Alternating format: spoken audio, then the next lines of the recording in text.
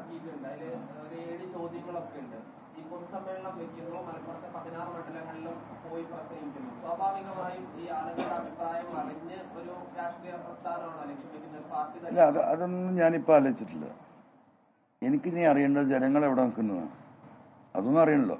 ഞാനിങ്ങനെ വലിയ രാഷ്ട്രീയ പ്രസ്ഥാനമോ അല്ലെങ്കിൽ സാമൂഹ്യ സംഘടനയൊക്കെ പ്രഖ്യാപിച്ച് ബാക്കിൽ ആൾ വേണ്ടേ ഇത് കൊണ്ടുനടക്കാൻ? ഈ പറയുന്ന വിഷയങ്ങളോട് ജനങ്ങൾ യോജിക്കുന്നുണ്ടാവുന്ന അറിയാനാ ഗൂഗിൾ ഫോം ഇട്ടത്. നോക്കട്ടെ, ഒരാഴ്ച ഞാനൊന്ന് എൻ്റെ ജില്ലയിലൊന്ന് കറങ്ങി നോക്കട്ടെ, എന്താണ് പ്രതികരണം എന്ന് അറിയട്ടെ, അതിനുശേഷം തീരുമാനിക്കും. അത്രേ ഉള്ളൂ.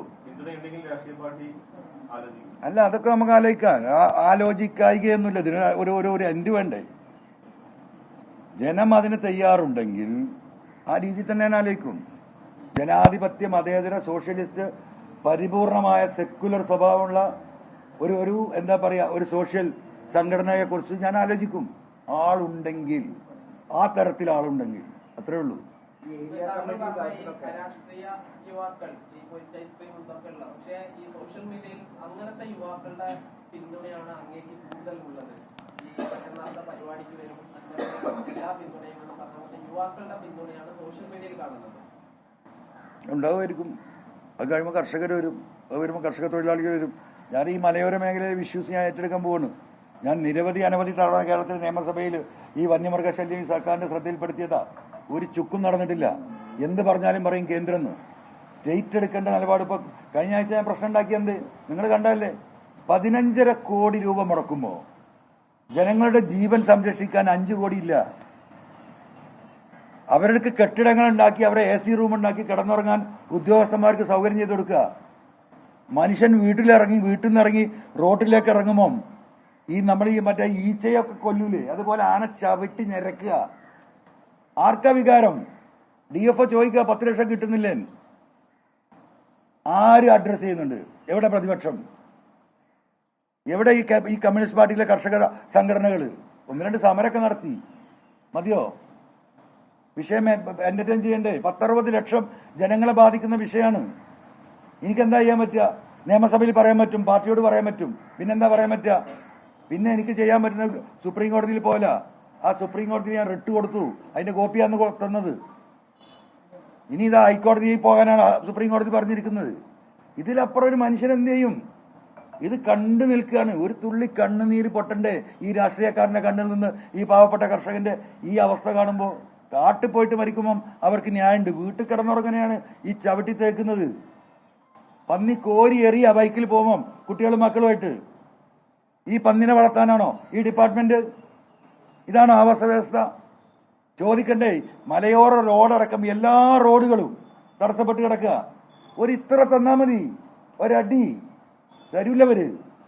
145 കോടി റുപ്യന്റെ പ്രൊജക്ട് നിലമ്പൂരിൽ കിടക്കുക. ഇവർ തരാത്തോണ്ട് 5 സെന്റിലെ പാവങ്ങൾ ഫ്രീ ആയിട്ടാ 1 സെന്റും 1.5 സെന്റും മലയോര ഹൈവേക്ക് തരുന്നത്. റോട്ടിൽ നിന്ന് വീട്ടിലേക്കാ കയറുന്നത്. മുറ്റം എന്ന് പറയുന്ന ആകെ 1.5 മീറ്റർ 2 മീറ്റർ ഉണ്ടായിരുന്നത്. അതും പോയി മുറ്റത്തിന്റെ മതിലിന്റെ ചുമരും വീടിന്റെ ചുമരും ഒന്നാ. റോട്ടിൽ നിന്ന് വീട്ടിലേക്ക് ഇറങ്ങി പാവങ്ങൾ തരുന്നുണ്ട്. എന്നിട്ട് നാട്ടിലെ മുഴുവൻ മരം മുറിച്ച് ഈ കെട്ടിടം മുഴുവൻ ഉണ്ടാക്കി അതിന് യാതൊരു ആവാസ വ്യവസ്ഥയ്ക്കും പ്രശ്നമില്ല. ഇതെന്ത് നീതിയാ? എന്താ ആരും മിണ്ടാത്തത്? എനിക്ക് കുറെ പ്രതിസന്ധികൾ ഉണ്ടായിരുന്നു ഇതിന്റെ അകത്തായതുകൊണ്ട്. പിന്നെ പുറത്താക്കി എന്നല്ല പറഞ്ഞത്. ഇനി തീപ്പന്തം പോലെ ഞാൻ കത്തും. എനിക്കൊരാൾ ഇതിൽ പഠിക്കേണ്ട കാര്യമില്ല. ഇനി ഈ ജനങ്ങളോട് സമാധാനം പറഞ്ഞാൽ മതി. പണ്ട് എനിക്ക് പരിമിതി ഉണ്ടായിരുന്നു ഇതിനകത്ത്. എന്റെ പരിമിതിയിൽ നിന്ന് എന്നെ ഫ്രീ ആക്കി വിട്ടിരിക്കുകയാണ്. 10-60 മണ്ഡലങ്ങൾ അത് ബാധിക്കുന്നുണ്ട്. ആ വിഷയം ഞാൻ ടേക്കപ്പ് ചെയ്യും. ജനങ്ങളായിട്ട് സംസാരിക്കും, ജനങ്ങളെ വെച്ച് പ്രതിരോധിക്കും. നിയമം ജനങ്ങൾക്കുള്ളതാണ്. അത് കേന്ദ്ര ഗവൺമെന്റ് ആയാലും സംസ്ഥാന ഗവൺമെന്റ് ആയാലും. അത് കാലികമായിട്ട് മാറ്റം വരുത്തണം. ജനങ്ങളെ സംരക്ഷിക്കണം. അതിന് തയ്യാറുള്ളവരുമായി കൂടിച്ചേരും. ഇങ്ങനെയുണ്ട്. അതൊരു വെള്ളരിക്ക പട്ടണം. ഇവർ ഈ നെക്സസ് ഉണ്ടാക്കി അവർക്ക് വേണ്ട കാര്യങ്ങൾ തീരുമാനിച്ച് അവരുടെ കുട്ടികളെയും മക്കളെയും അവരുടെ ബിസിനസ്സും ഒക്കെ ഓക്കെ. ജനങ്ങൾക്കൊരു നീതിയില്ല. ജനം മിണ്ടാൻ പാടില്ല. അപ്പ ഭരണഘടന, അപ്പ നിയമം, അപ്പ പാർലമെന്റ്. വേറൊന്നിനും ഇത് ബാധകല്ല. അവർക്ക് ഇതൊന്നും ബാധകല്ല. ആ നെക്സസിനെ കുറിച്ചാണ് എനിക്ക് സംസാരിക്കാനുള്ളത്. അത് സംസാരിച്ചുകൊണ്ടേയിരിക്കും. ഇനി എനിക്കെന്ത് ബാരിക്കേഡ്? പുറത്താക്കി. ഏതായാലും വാച്ച്മാന്റെ പണിയും പോയി.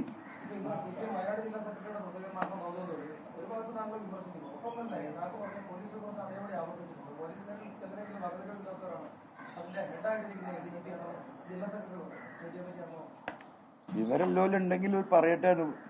അടിമകളല്ലാത്തവർ മനുഷ്യന്മാർ ഈ നാട്ടിലുണ്ടോ നോക്കുന്നു. ഇങ്ങനെയുണ്ടോ ഒരു അടിമത്തം? ഈ അടിമത്തം എവിടെ പോയിട്ട് അവസാനം? ഈ കപ്പൽ ഒന്നായിട്ട് മുങ്ങാൻ പോവല്ലേ? ആ കപ്പൽ ഒന്നായിട്ട് മുങ്ങുന്നതിന് മുമ്പ് അതിനൊരു ഓട്ടിട്ട് കൊടുത്ത് ഞാൻ കുറച്ച് വെള്ളം കയറുമ്പോൾ നോക്കുമല്ലോ, ഇതിന്റെ മെയിൻ സ്ട്രക്ചറിന് തകരാറുണ്ടോ, ഷീറ്റിന് തകരാറുണ്ടോ എന്നൊക്കെ നോക്കും എപ്പോഴാ? കുറച്ച് വെള്ളം കയറുമ്പോൾ. അല്ലാതെ ഒരു വലിയൊരു പാളി തന്നെ പൊളിഞ്ഞു ചാടിയ കപ്പലേ മുങ്ങിപ്പോവും. ആ പാളിക്ക് ഇപ്പുറത്ത് ഒരു ഹോളിട്ട് ഞാൻ കുറച്ച് വെള്ളം കയറട്ടെ ഈ കപ്പലിനുള്ളിൽ. അപ്പൊ കപ്പിത്താന്മാരൊക്കെ ശ്രദ്ധിക്കുമല്ലോ, ഈ കപ്പൽ വീക്കായി തുടങ്ങിയിട്ടുണ്ട്, പല സ്ഥലത്തും വെള്ളം കയറുന്നുണ്ട്.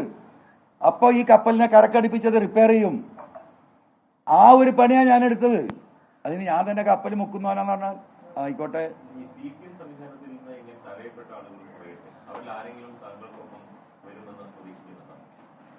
ഞാനിതിലാകെ പ്രതീക്ഷിക്കുന്ന യുവാക്കളാണ്.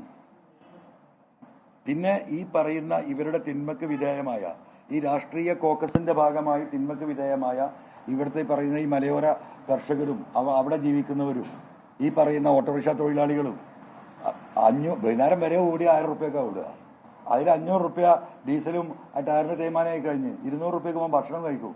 പിന്നെ 300 റുപ്യ അല്ലത്.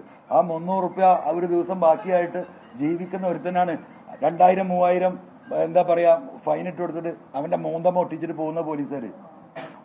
എന്താണ് സാറേ ഇതെന്ന് ചോദിക്കുമ്പോ ഇത് നിന്നോട് പറഞ്ഞിട്ട് കാര്യമില്ല, ഇത് അവിടുന്ന് മോളുന്നില്ല, ഗവൺമെന്റിന്റെ ഓർഡറാണ് അല്ലേ. എത്ര എണ്ണം ഈ പാർട്ടി ഓഫീസിൽ കയറി ഇറങ്ങുന്നുണ്ടാവും? അപ്പൊ അതാണ് വിഷയം. ഇതൊക്കെ പറഞ്ഞാൽ ഞാനെന്തോ ആയിക്കോട്ടെ. മറ്റേ അച്ചടി ഭാഷയും ആ എഴുതി വെച്ച സംഗതി ഉണ്ടല്ലോ, ഞാൻ അച്ചടി ഭാഷ എന്ന് ഉദ്ദേശിക്കുന്നത് മാഷ കളിയാക്കി പറയല്ലോ കേട്ടോ. അദ്ദേഹം ആ ഭാഷയിലാണ് സംസാരിക്കുക. ആ വസ്തുനിഷ്ഠമായി അന്വേഷിക്കുന്നുണ്ട്. എന്നിട്ടും PV അൻവർ അത് മാനിക്കാതെ ഇങ്ങനെ ഒരു പ്രസ്താവന നടത്തി. അതാ പറഞ്ഞത്, നമ്മളെല്ലാം മാനിച്ചിട്ടുണ്ട്. ഞാൻ ആ അഭ്യർത്ഥന വന്നപ്പോൾ ഞാൻ സ്റ്റോപ്പ്. എനിക്ക് പിന്നെ പ്രതീക്ഷ പാർട്ടിയിലാണ്. അന്വേഷണം ഈ പറഞ്ഞ രീതിയിൽ നടക്കുന്നില്ല. പിന്നെ വരുന്നു, മാഷ് നോക്കുന്നു, നിങ്ങൾ ചോദിക്കുന്നു ശശിയെ പറ്റി പറഞ്ഞ പരാതിയിൽ 10-40 വർഷമായിട്ട് ശശി ഞങ്ങളെ കമ്മ്യൂണിസ്റ്റ് പാർട്ടിയിൽ ഒരുമിച്ച് പ്രവർത്തിച്ചല്ലേ, ശശി നല്ല സഖാവാന്ന് അറിയാലോ. അപ്പൊ ആ പരാതിയോ അതിൽ കഴമ്പൊന്നുമില്ലെന്ന്. ഇത് ഞാൻ എന്താ കാത്തിരിക്കണം? അപ്പൊ ഞാൻ പറഞ്ഞതാണ് പ്രശ്നം, വേറെ ഒന്നും പ്രശ്നമല്ല. എന്റെ പൊന്നനുമതി, ഞാൻ കൊടുത്ത കത്ത് നാളെ നിങ്ങൾക്ക് തരും, നിങ്ങൾ വായിച്ചു നോക്ക്, മലയാളല്ലേ. ആയിക്കോട്ടെന്ന്. ഞാൻ അന്ന് കൊടുത്ത കത്തല്ലേ. ഞാനിപ്പോ എത്ര ദിവസമായി, ഞാനതൊക്കെ ഏകദേശം മറന്നാണ്.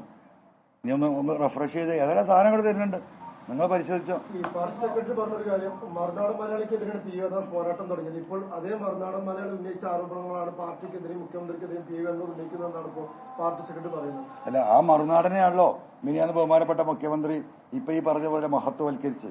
അവനെതിരെ നടപടി എടുക്കാത്തതാണ് അൻവറിന്റെ പ്രശ്നം അല്ലേ. ഇനിയിപ്പോ മാഷ അങ്ങനെ പറഞ്ഞോണ്ട് എന്താ കാര്യം? ആയിക്കോട്ടെ.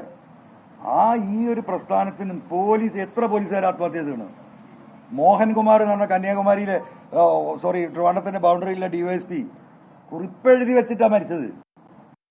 കുടുംബമില്ല, എത്ര മാന്യന്മാരെ അപമാനപ്പെടുത്തിയിട്ടുണ്ട് അവൻ. രാഷ്ട്രീയ മറ്റേ വർഗീയത്തെ മാത്രമല്ലല്ലോ, അവന് പിരിവ് കൊടുത്തിട്ടില്ലെങ്കിൽ അവൻ ടാർഗറ്റ് നിശ്ചയിച്ചിട്ട് അങ്ങോട്ട് നശിപ്പിച്ചില്ലേ. അവനെ പൊക്കി പിടിക്കേണ്ട ഗതികേട് എനിക്ക് വേണ്ടി വല്ല ആവശ്യമുണ്ടോ? അതൊക്കെ ജനം തീരുമാനിക്കട്ടെ എന്ന്. മാഷ അങ്ങനെ പറഞ്ഞിട്ടുണ്ടെങ്കിൽ അദ്ദേഹത്തിന്റെ വിഡിത്തന്നല്ലാതെ അതിലെന്ത് പറയാനാ? ഞാൻ അതിനെ കുറിച്ചൊന്നും കമന്റ് ചെയ്യുന്നില്ല.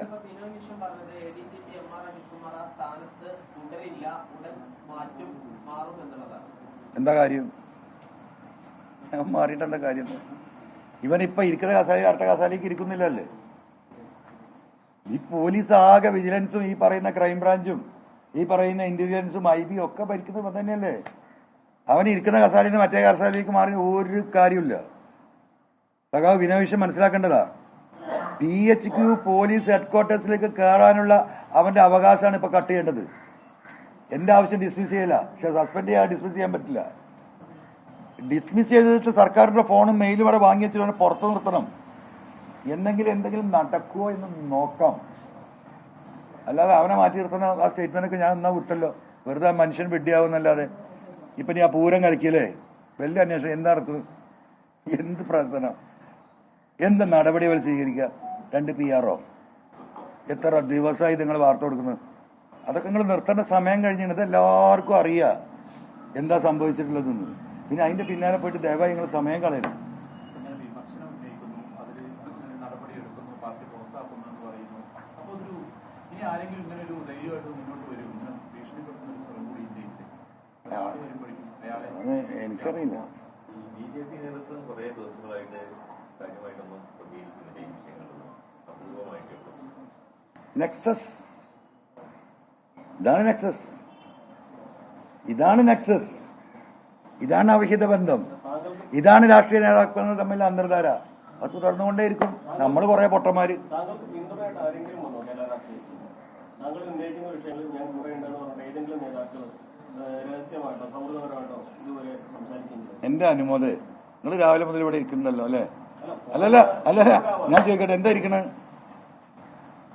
ഞാൻ ഈ പറയുന്ന വിഷയത്തിൽ ഒരു കഴമ്പില്ല, ആരും ശ്രദ്ധിക്കില്ല, നിങ്ങൾ ഇരിക്കുവോ? രാവിലെ വന്നാലേ ഈ ഇരിക്കുന്ന ആളുകളൊക്കെ അത് മനസ്സിലാക്കിയാൽ മതി. അത്രേ ഉള്ളൂ അതിന്റെ മറുപടി.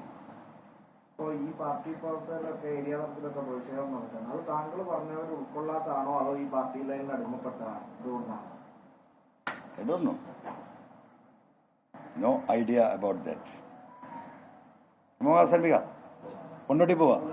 അപ്പൊ ചലോ മാർച്ച് നേരെ നീറാട്, ആ തട്ടാന്റെ വീട്ടിന്റെ മുമ്പിൽ നേരെ എടുത്തും.